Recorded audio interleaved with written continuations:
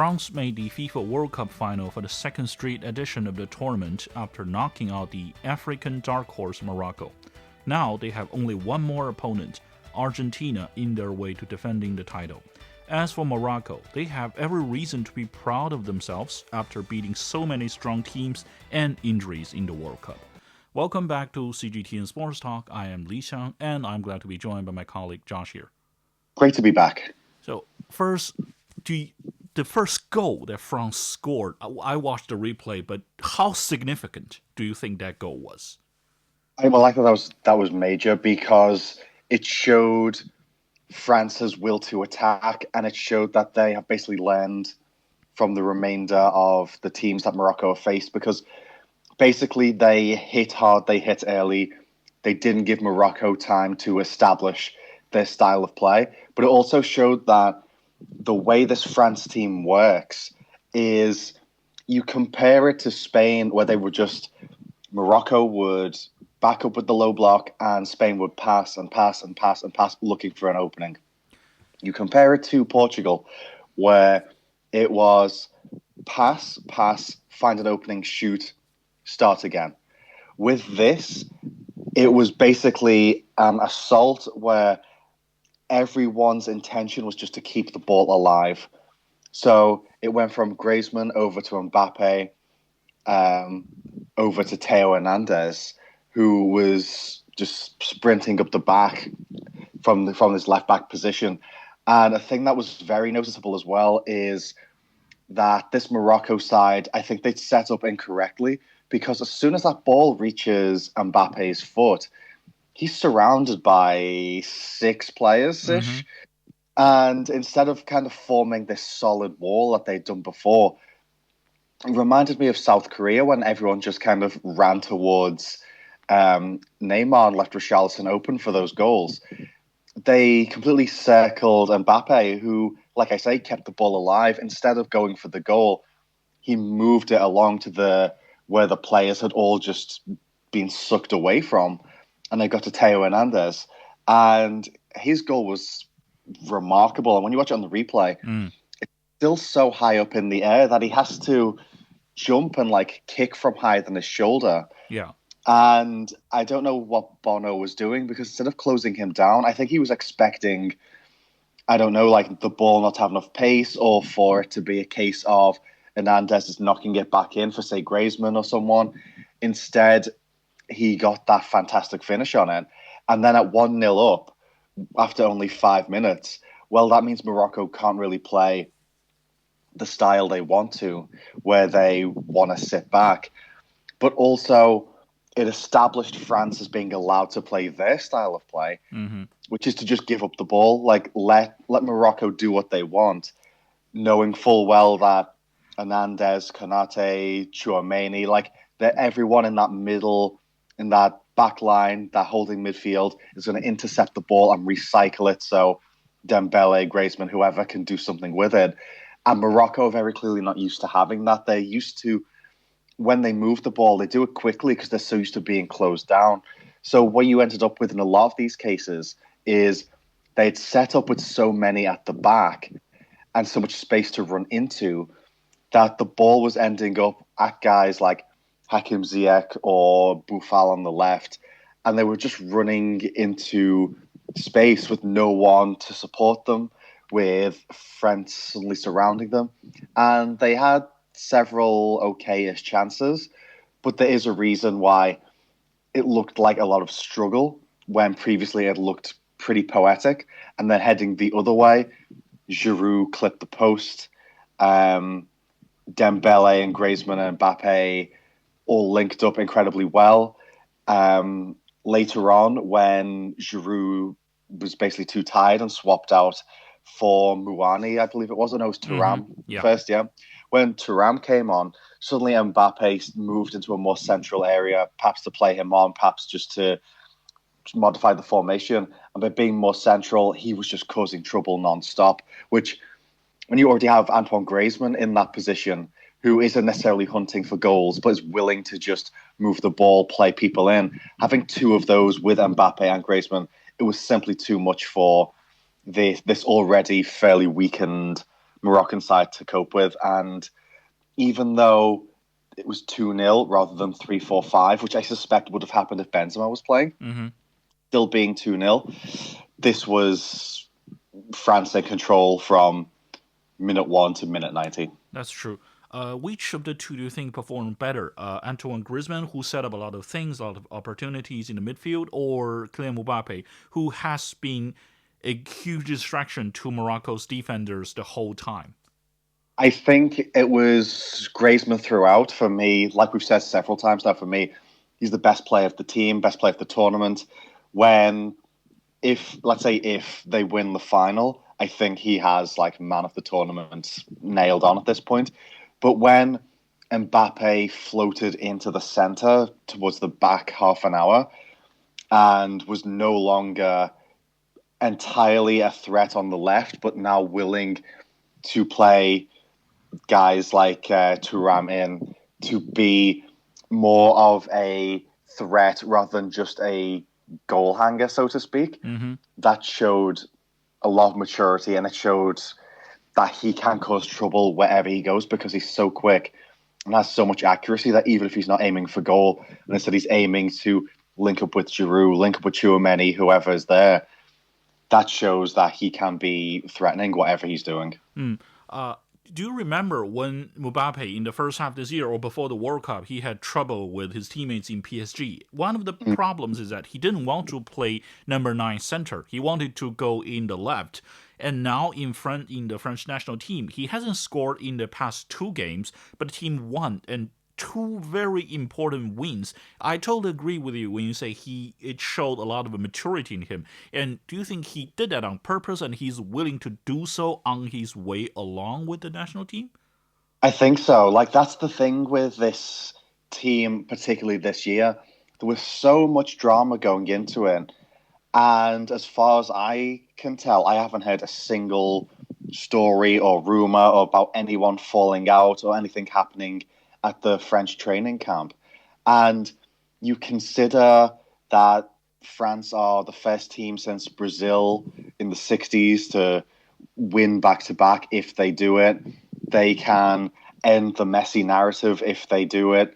There's so much at stake that whether this is Deschamps, whether this is the French Football Federation higher up, whether it's the players themselves, there's definitely been a conscious decision from the start of this tournament up until now to put all of that aside, because when they work together like this, when they are less willing to be I'm the star, no, I'm the star, I'm the guy who everyone's relying on, to instead be like, well, yes, you rely on me because you scored the goals, I'll be the midfield, and Fofana can be the holding midfield, whatever you want to say.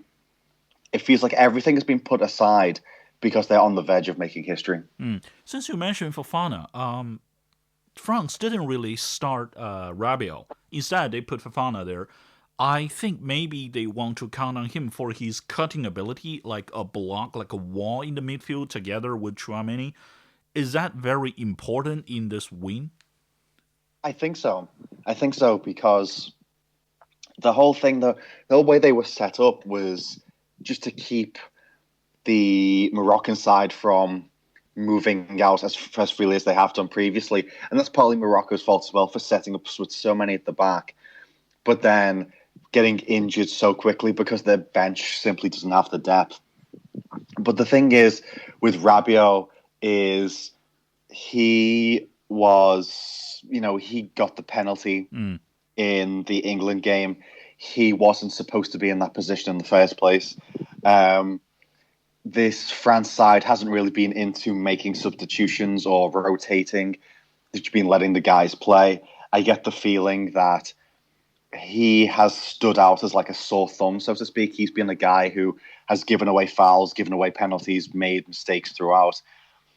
Putting Fofana back in with Tchouaméni in that 2 in the holding midfield area, I think that was very important, not just from what they can do, but simply they weren't in the position to make mistakes, and Rabiot just simply caused too many. That's true.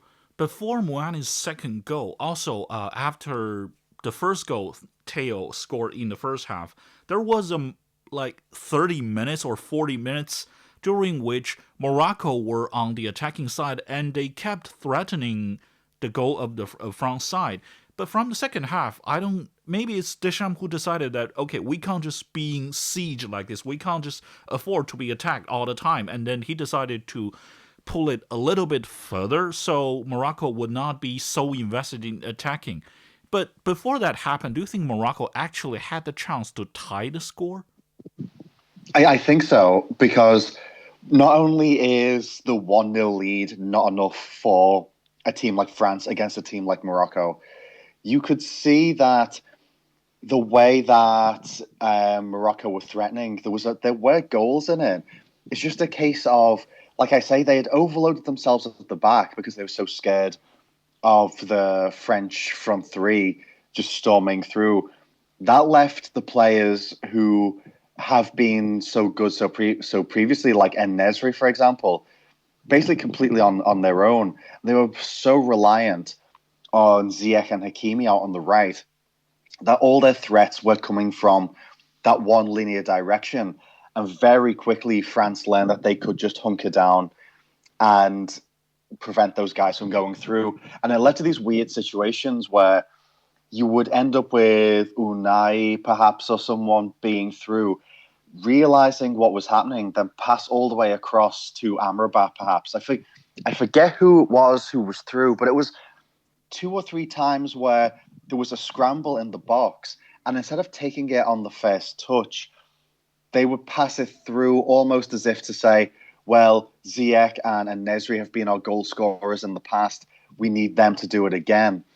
And by closing them down, by making sure that Morocco had to take the extra touch, had to play it through the box rather than just directly into the goal, France prevented them from being a real attacking side. You know, we talk about the threat they were under and the amount of shots they had, but in reality, Hugo Lloris didn't have to do much. I want to say by the end of the first half, when, like you say, that half-hour period had passed, it was 2 shots on goal, I think. Yeah, 2 shots. They were getting through, but then they weren't doing much with it. And that made me think that, yes, in the second half, France knew Morocco were threatening, but they weren't deadly. So don't let them have too many chances, but you can just let them punch themselves out, so to speak. That's true. If you have to, say, pick one from the French squad in this game that was not performing well and maybe shouldn't appear in the starting lineup anymore, you have any option? Or if you don't, it's okay. Well, that's the thing. This team felt a lot more complete than it had previously. I think there is a reason why Didier Deschamps is not rotating the players. You have 5 substitutions in this tournament. Yeah. He made 1 against England, 2 here. I'd say that in terms of the way this team is set up, I feel like Dembele is a little bit lost up there on the right because he hasn't had too much of an impact. Like Giroud clipped the bar. He's always been a threat. He scored against England. Dembele feels a bit wasted because Griezmann is doing all the ball carrying throughout the midfield. He's a solid player, don't get me wrong, but he doesn't really add much out on that right wing. I'd suspect they need to, I don't know. To be fair, I feel like perhaps that's more of a sign of the team being more centre-left focused because they've swapped him out several times, be it for Kingsley Coman, be it in this case for Muani. He got the goal after 44 seconds just by steaming in from Mbappe carrying the ball all the way to the box. But the right side of the French team, they don't really offer too much in this tournament. That's true. I also saw that Dembele was not just in this game, in the game against England, like you mentioned. He was maybe not invisible, but he didn't appear as much as Mbappe or Griezmann did on camera. But I think it's kind of a luxury for France because they have Mbappe on the left, they have Giroud, they have Griezmann in the middle, so they can afford to just leave Dembele there without really passing him the ball too much or making him do too much. But for their opponents, they will always have someone watch out for his speed, his penetration. He's so sharp that even if you just look away for 1 second, he could cause you trouble. So I don't know if Dembele now is happy or okay with that, like playing like a real distraction on there. But as long as he doesn't cause trouble and he stays there, he can actually already shoulder some of the pressure, defensive pressure, of course, off his teammates. And I think that's a good thing. Well, that's it. I'm just looking now at like who they had on the bench, and on that entire right side, they could have replaced the players with Kingsley Coman. They could have replaced them with Eduardo Camavinga stepping in for Rafa Varane, Benjamin Pavard for Koundé. Like, there's so much that could have been changed here, and they didn't. They didn't need it. Like I say, Camavinga, star player, incredible centre midfield, would have been fantastic at helping Griezmann move the ball, maybe stepped in for Varane or Fofana. If not, you could have had William Saliba stepping in for Varane and Konate, whatever. There's basically an entire second squad available on the bench, and we've barely seen half of these players. And while you think, like, yeah, that's kind of a waste, they aren't being used, if you are someone like Dembele, who you can say invisible, but he's played basically every game, and now they're in the final, something correct is happening out there. Whether Morocco finished third or fourth, depending on the coming game on Saturday, how much do you rate their performance so far in the World Cup after the history-making performance? Well, it's to be honest, it's very quite impressive because there's typically a team who surprises everyone and gets fairly deep into a tournament, but typically that'll be because they faced weaker opposition, or there were injuries, or quite simply luck went their way. You look at how this Morocco team has got here, be it topping their group, which had Croatia in it, had Belgium in it, had Canada in it. Canada, yes, not really favoured, but they gave everyone a fight. Beat Spain, beat Portugal. Like, this team has totally earned its place as it stands. Now I think what they have to do is consolidate this, because they've proven they can do it. No one's going to look back and say they got a lucky result at any step of the way. I feel like now what they need to do is consolidate this and build for future tournaments, especially if they want to be hosts. Because I was reading that they've applied to host it 5 separate times. And each time it's being turned down. Now that they've proven that they are a footballing nation who can make an impact, and you look at the team and they can do that throughout Premier League, throughout La Liga, throughout Ligue 1, I feel like now this is, if they can build from this, perhaps the dawning of Morocco being a major player on the African football scene and on the global football scene too. Do you think their success is repeatable for other African teams, that this is the way they can learn? Yeah, that's it. The solidified nature of the defense is something that very few teams were expecting, and pretty much nobody knew how to break down. Even France had a lot of difficulties breaking it down after that opening surge, which in many ways you could say caught Morocco by surprise rather than broke them down. So I feel like this can be used as an example. It's just a case of, can teams build from it with the budgets they have, with the federations they're playing in. And also I think this is perhaps a sign with French football, with African football, because you think of the other teams that typically do well, your Ghanas, who typically come from the western parts of Africa. Yeah. Whereas this is now the north side. And you can put that alongside, say, Egypt, who they weren't here, but they got to the final against Senegal, again on the West African side, on the back of Mo Salah. So it seems to me that African football, if it is going to be a powerhouse in the future, I feel like the Northern African sides are going to start to dominate while the West African sides slightly fall apart. That's true. I agree. And yeah, I totally agree. And I think so much for today. Thank you for listening. Hopefully we'll be hearing from you guys very soon tomorrow. See ya. Speak to you then. Bye-bye.